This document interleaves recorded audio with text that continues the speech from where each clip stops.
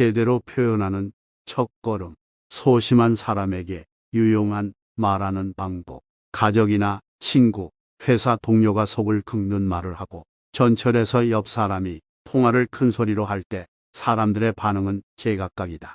맞서느니 차라리 무시하는 게 더 낫다고 생각하거나 혹은 그 문제에 과도하게 반응한다.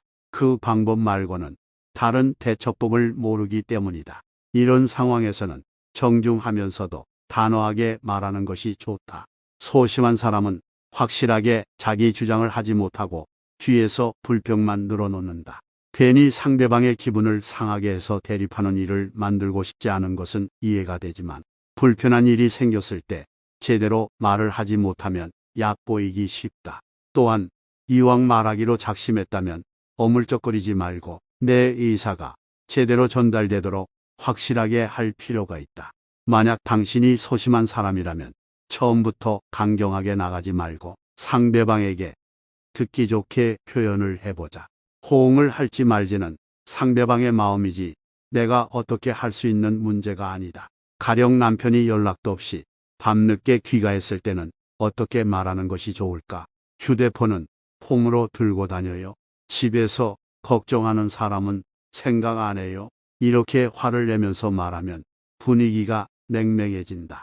아무리 남편이 잘못을 했더라도 그 때문에 소리를 질렀다면 말다툼이 일어난다. 아내는 옳은 지적을 했다고 생각하지만 이런 태도는 문제를 해결하기는커녕 더 악화시킬 뿐이다.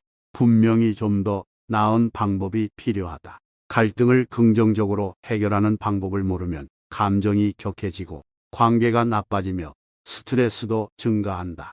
불편한 상황에서 자기 의견을 제대로 표현하고 싶다면 다음 문장을 확실하게 연습하자. 나는 당신이 무슨 행동을 할 때 이런 감정이에요. 나는 무엇을 원해요.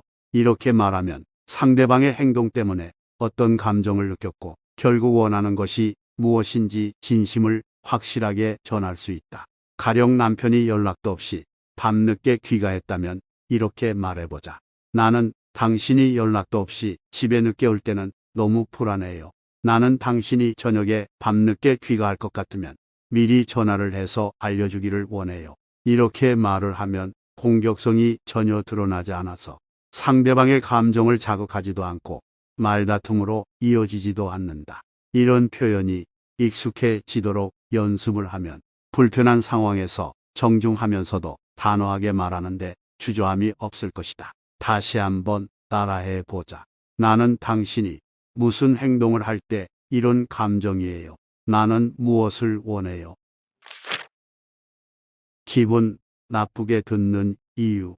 상대방의 주장이나 요구에 대해 먼저 긍정적으로 동의를 한 다음에 자신의 요구나 의견을 추가적으로 제시하는 화법을 조건부 동의라고 한다. 맞습니다. 그런데 표현은 판매자들이 상품을 소개할 때 자주 사용하는 화법 중에 하나다. 이 화법은 상대방이 의견 차이를 보이지만 조정 여지가 있을 때 사용하면 효과를 볼 수 있다. 그러나 하지만 이라는 말이 나오면 상반되는 사실이 언급된다는 것을 알 수 있다. 양쪽의 의견이 팽팽하게 대립할 수밖에 없는 이유다. 이번에는 하지만 대신에 그리고를 사용하면 어떻게 달라지는지 살펴보자. 학원에 안 가고 놀고 싶은 마음은 이해해. 그리고 시험이 코앞이야. 돈이 급하게 필요하니. 그리고 지난번에 빌려간 돈을 아직 갚지 못해서 미안한 마음으로 부탁하는 거구나. 이렇게 같은 말이라도 그리고를 사용하면 의견을 존중한다는 느낌이 들어서 대화가 부드러워진다. 만약 사사건건 다른 사람들과 의견을 좁히지 못하고 감정적으로 충돌한다면 하지만 대신에 그리고를 의식적으로 사용할 필요가 있다. 일단 그리고 하면서 말을 시작하면 부정적인 느낌을 받지 않아서 반론을 하더라도 이해심을 가지고 듣게 된다. 부정적인 표현은 자제하라. 직장인 중에는 정말 이 일은 못해 먹겠어 라고 부정적인 말을 하는 사람이 있고 정말 이 일은 해볼 만하다 라고 긍정적으로 말하는 사람이 있는데 누가 실적이 높을지 예상하는 것은 어렵지 않다.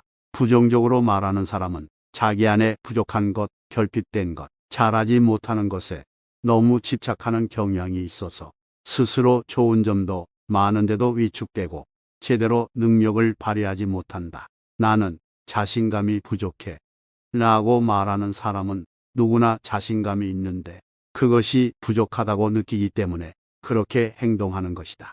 똑같은 말을 하더라도 긍정적인 표현과 부정적인 표현은 듣는 사람 입장에서는 받아들이는 것이 확연하게 다르다.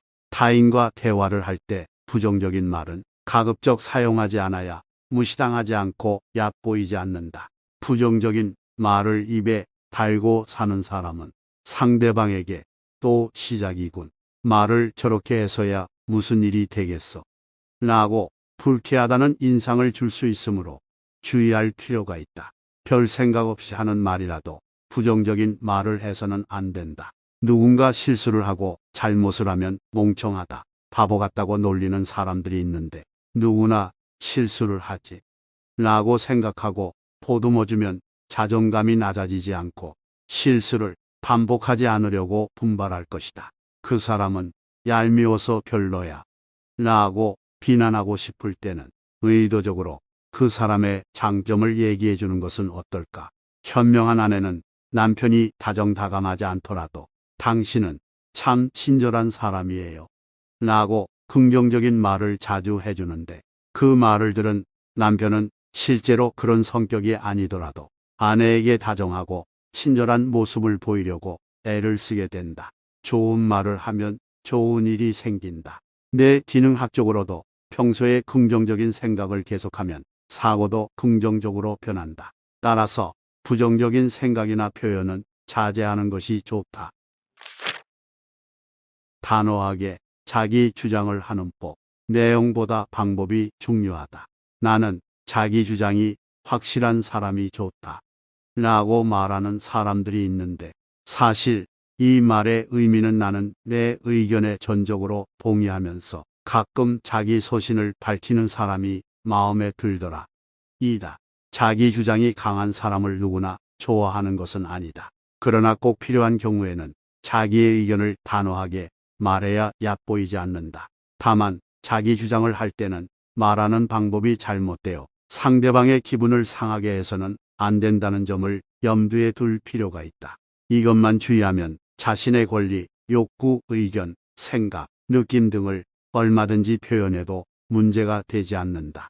만약 상대가 기분 나쁜 말을 하고 조롱을 한다면 어떻게 대응하는 것이 좋을까?